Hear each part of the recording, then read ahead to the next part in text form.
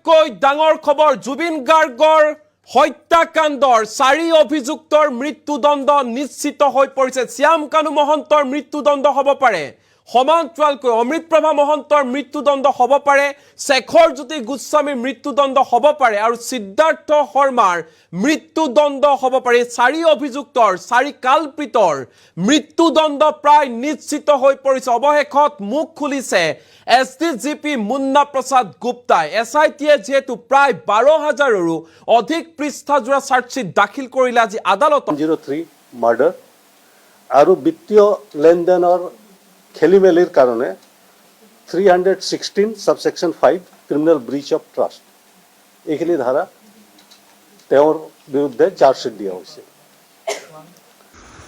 নমস্কাৰ।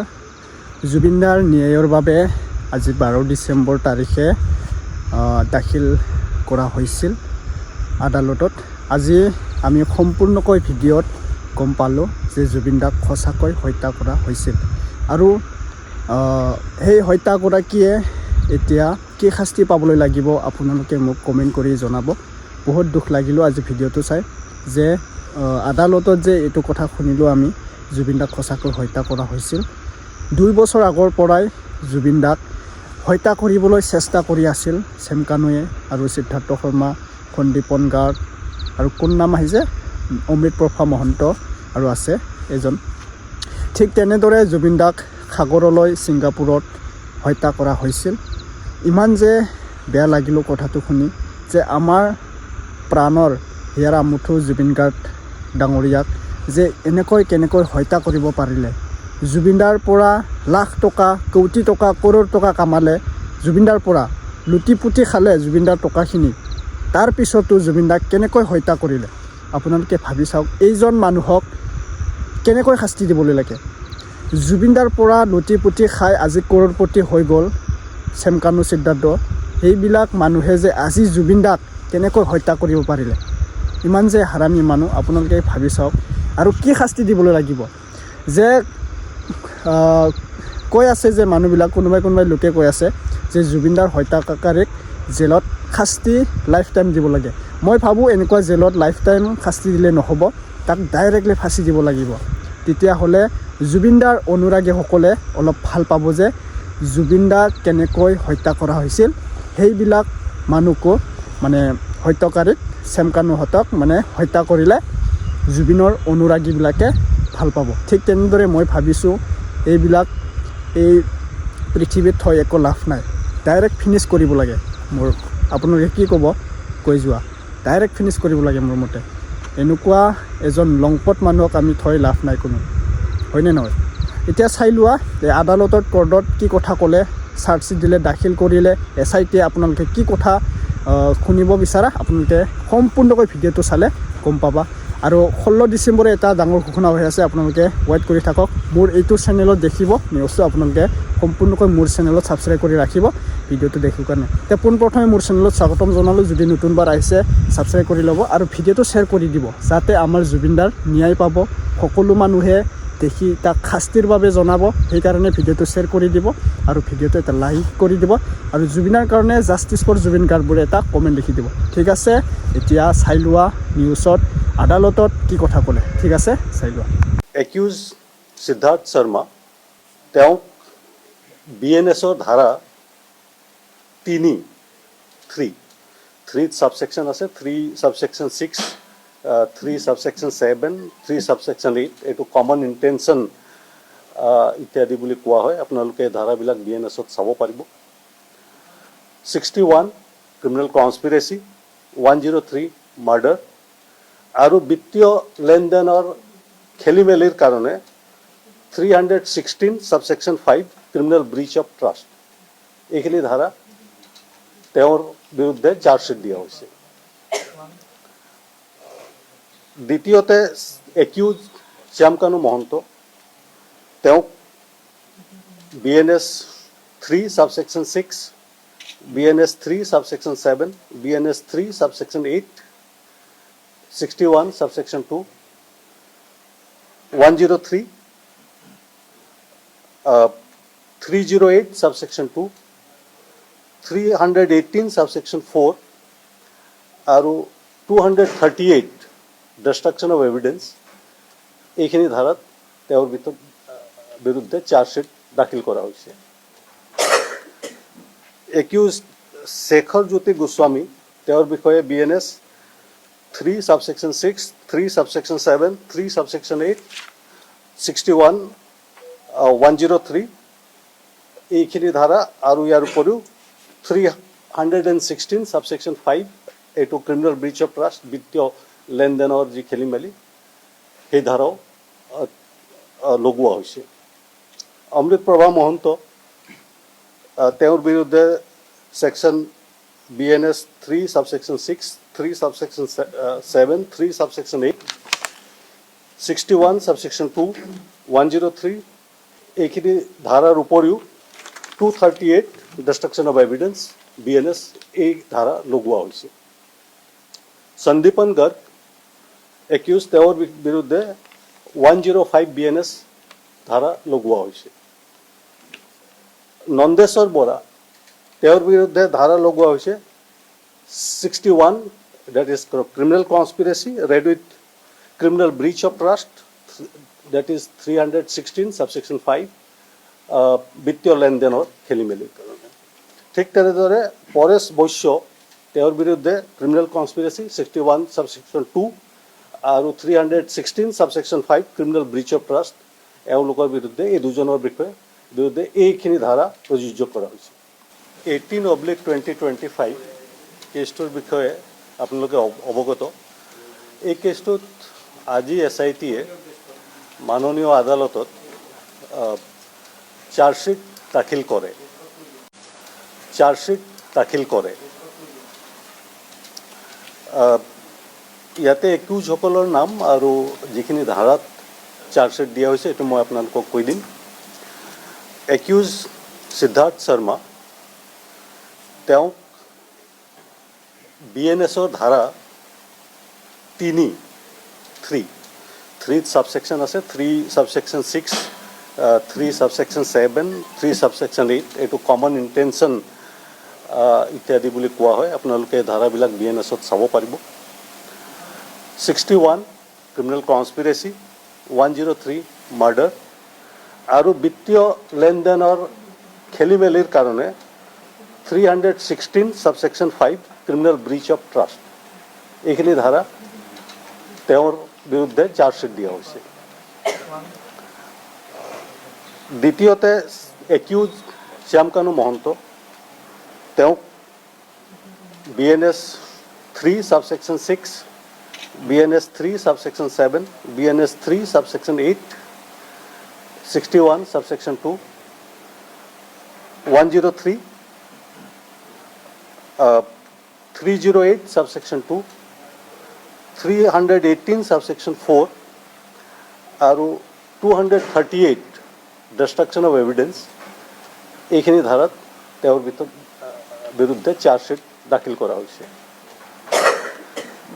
একিউজ শেখৰ জ্যোতি গোস্বামী তেওঁৰ বিষয়ে BNS 3 subsection 6, 3 subsection 7, 3 subsection 8, 61, 103 এইখিনি ধাৰা আৰু ইয়াৰ উপৰিও 316 subsection 5 এইটো ক্ৰিমিনেল ব্ৰিচ অফ ট্ৰাষ্ট বিত্তীয় লেনদেনৰ যি খেলি মেলি সেই ধাৰাও লগোৱা হৈছে। অমৃতপ্ৰভা মহন্ত তেওঁৰ বিৰুদ্ধে section BNS 3 subsection 6, 3 subsection 7, 3 subsection 8, 61 subsection 2, 103 এইখিনি ধাৰাৰ উপৰিও 238 ডিষ্ট্ৰাকশ্যন অফ এভিডেন্স BNS এই ধাৰা লগোৱা হৈছে। সন্দীপন গৰ্গ একিউজ তেওঁৰ বিৰুদ্ধে 105 BNS ধাৰা লগোৱা হৈছে। নন্দেশ্বৰ বৰা তেওঁৰ বিৰুদ্ধে ধাৰা লগোৱা হৈছে 61, that is criminal conspiracy read with criminal breach of trust, that is 316 subsection 5 বিত্তীয় লেনদেনৰ খেলি মেলিৰ কাৰণে। ঠিক তেনেদৰে পৰেশ বৈশ্য তেওঁৰ বিৰুদ্ধে ক্ৰিমিনেল কনস্পিৰেচি 61 subsection 2 আৰু 316 subsection 5 criminal breach of trust এওঁলোকৰ বিৰুদ্ধে এই দুজনৰ বিষয়ে বিৰুদ্ধে এইখিনি ধাৰা প্ৰযোজ্য কৰা হৈছে।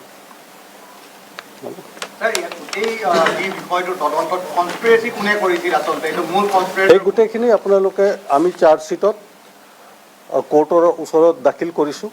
সেই গোটেইখিনি ইয়াত কোৱাটো সম্ভৱ নহয়।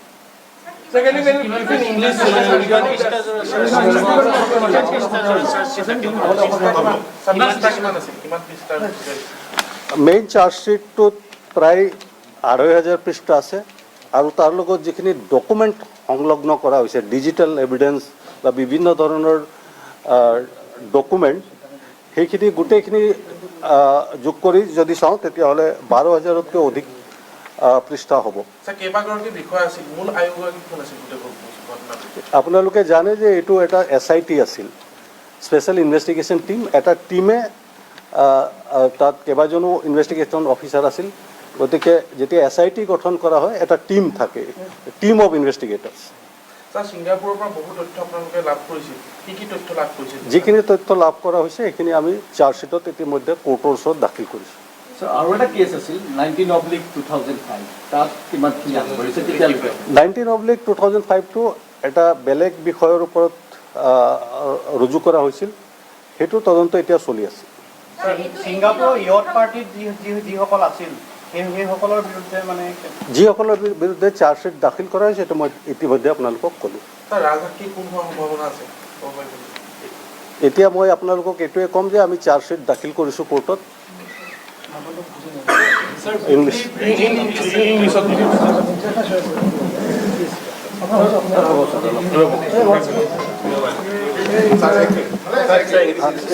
একফালে আহি যাওক।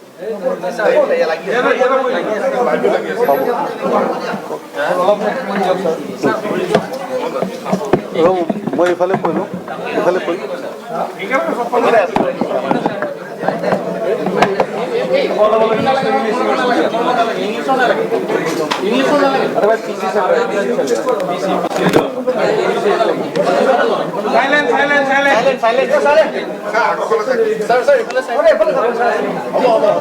মই এইফালেও কৈ দিম।